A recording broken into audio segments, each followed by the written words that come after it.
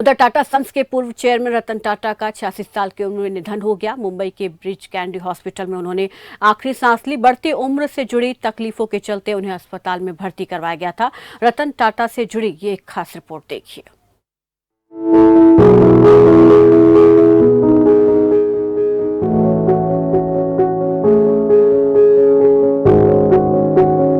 रतन टाटा जो भारतीय उद्योग जगत के एक प्रमुख नाम थे, जिनका हाल ही में निधन हो गया। उनका जाना न केवल टाटा समूह के लिए बल्कि समस्त भारत के लिए एक अपूर्णीय क्षति है। रतन टाटा ने अपने जीवन में न केवल व्यवसाय में ऊंचाइयों को छुआ, बल्कि उन्होंने समाज के विभिन्न क्षेत्रों में भी अमूल्य योगदान दिया।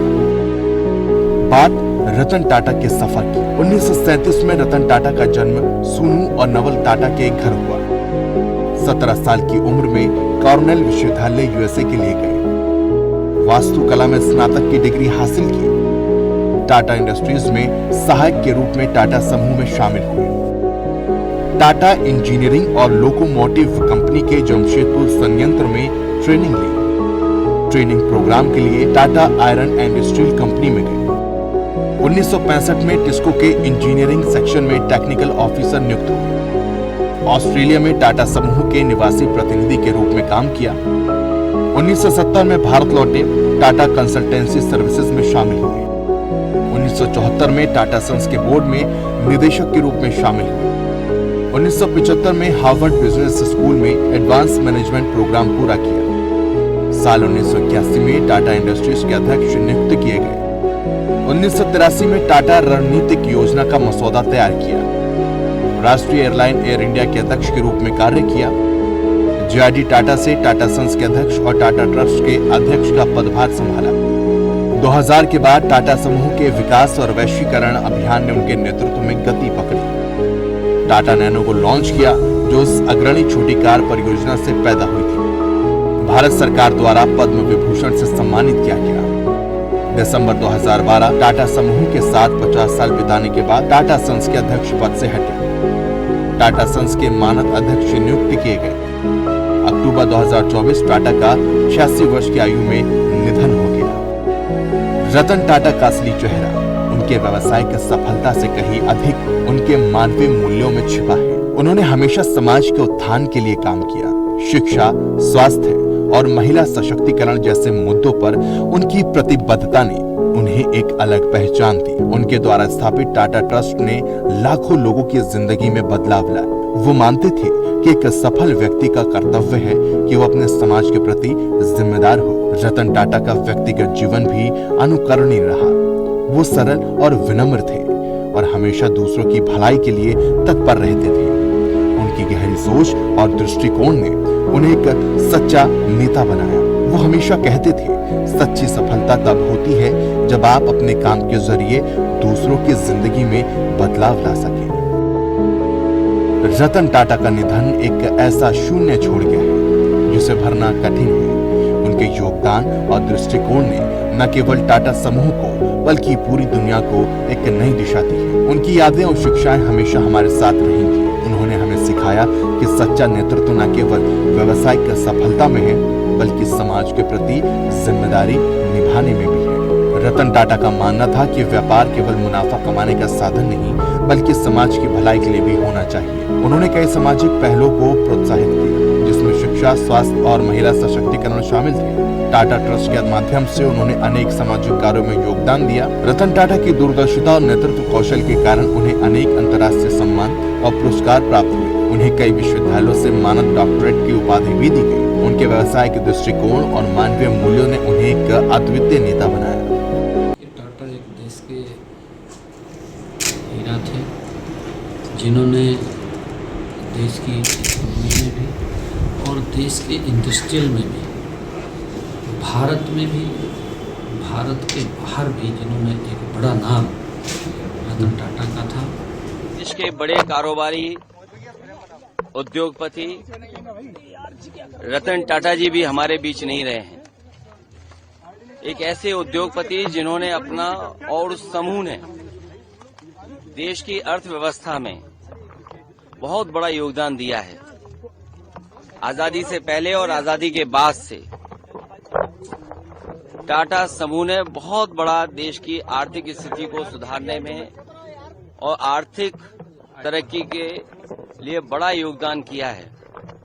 वहीं रतन टाटा जी से व्यक्तिगत रूप से भी हमारे कई बार मुलाकात हुई है। उनकी सोच और उनका विजन यही रहा है कि कारोबार करते समय असूलों के साथ कोई समझौता नहीं। उसूलों से कारोबार करने के लिए और अपने लाभ का समाज के कल्याण के लिए जिस तरीके से उन्होंने लाभ का पैसा लगाया है और लोगों का, आम लोगों का कल्याण कैसे हो, उस दिशा में एक उदाहरण पेश किया। उनके नाम जैसे ही वो अनमोल रतन अपने हिंदुस्तान के थे, एक समर्पण और उद्योगपति करके, जिन्हें हमेशा देश के हित के लिए उनके उद्योगों की शुरुआत की और अपने देश की जो शक्ति बढ़ाने का, जो औद्योगिक विकास में उनका बड़ा योगदान है। रतन टाटा सिर्फ उद्योगपति नहीं थे। टाटा ये नाम सालों साल से हमारे मन में, हमारे दिमाग में, हमारे जीवन में राज करता रहा है। टाटा यानी सत्य, प्रामाणिकता। टाटा यानी देशभक्ति। खास करके जब उद्योगपति का निधन होता है तो देश कभी रोता नहीं, लेकिन रतन टाटा जी के निधन के बाद देश में जो मायूसी है, घर घर में जो एक दुख का माहौल है, ये भाग्य किसी उद्योगपति को नहीं मिल सकता, एक टाटा को ही मिल सकता है।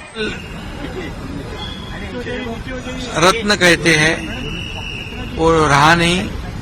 ये भारत का कोहिनूर, हरपला भारत का कोहिनूर रहा नहीं, हमसे बिछड़ गया है, ऐसा मैं कहूंगा।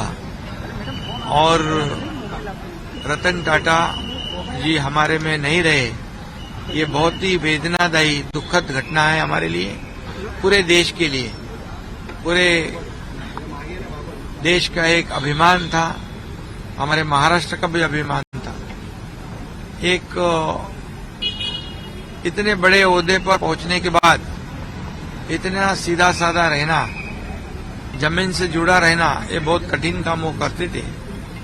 मैं जब मुख्यमंत्री बनने के बाद पहले उनके घर गया था, तब मैंने उनको देखा, मेरे से जो बात किया उन्होंने, जो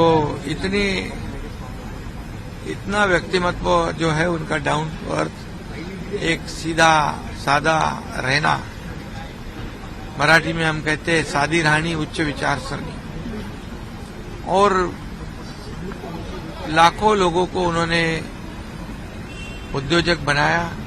कि रतन टाटा जी ये एक बहुत ही सफल उद्योगपति तो थे ही, लेकिन उससे भी बड़े व्यक्ति के रूप में हम उनको देखते हैं, क्योंकि जिस प्रकार से उन्होंने देश के लिए और समाज के लिए काम किया है, उन्होंने केवल सफल उद्योग नहीं खड़े किए, एक विश्वासार्हता खड़ी की, एक ऐसा ब्रांड खड़ा किया जिसने हमारे देश को एक ग्लोबल इमेज दी, और उसके साथ साथ अपनी संपत्ति को टाटा ट्रस्ट में विलीन करते हुए उन्होंने इस विश्वस्त व्यवस्था से, ट्रस्ट से, जिस प्रकार के फिलेंथ्रोपिक काम उन्होंने किए हैं, चाहे वो शिक्षा के क्षेत्र में हो, चिकित्सा के क्षेत्र में हो, रिसर्च के क्षेत्र में हो, बुनियादी क्षेत्र में हो, समाज और देश के उपयोगी जो कार्य उन्होंने टाटा ट्रस्ट के माध्यम से किए हैं, मैं ऐसा मानता हूं कि जितने महत्वपूर्ण उनके उद्योग हैं, उतने महत्वपूर्ण ये कार्य भी है। रतन टाटा का निधन एक दुखद घटना है। रतन टाटा साहब की इस देश के जो औद्योगिक विकास में एक महत्वपूर्ण योगदान था, और उन्होंने पूरे औद्योगिक जगत को एक नई दिशा दी थी। आज उनके निधन से देश ने एक मशहूर और एक देश प्रेमी उद्योगपति को खो दिया। रतन टाटा एक ऐसे व्यक्ति का जाना है जिसने न केवल भारतीय उद्योग को नई दिशा दी, बल्कि समाज के विकास में भी महत्वपूर्ण भूमिका निभाई थी। उनकी दूरदर्शिता, नेतृत्व और मानवता के प्रति समर्पण आज के युवा व्यवसायियों के लिए प्रेरणा का स्रोत है। उनके कार्य और विचार हमेशा हमारे साथ रहेंगे। रतन टाटा की याद में खबरफास्ट उन्हें श्रद्धांजलि अर्पित करता है।